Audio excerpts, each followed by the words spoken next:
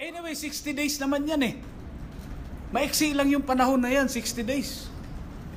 Ano pang, ang dami lang kiyaw-kiyaw kasi eh. Karamihan nagre-reklamo, hindi naman din tiga Mindanao. Halos majority ng mga Mindanao congressmen nagpirma na nga ng supporting the declaration of martial law.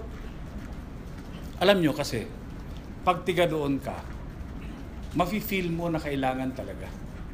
At tama yung ginawa ng presidente. Pagka hindi ka naman tiga roon, tiga rito ka o kung tiga saan ka, medyo tumahimik ka na lang muna. Kasi kami yung concern kami doon eh. Security namin yun. Alam nyo, hindi natin pwedeng ipikit yung mga mata natin. Hindi lamang dito sa Mindanao yan, kundi pati sa buong mundo na yan, yung acts of terrorism. Kaya tayo naman, yung ating Pangulo, ay mayroong mandato sa konstitusyon na protektahan yung publiko.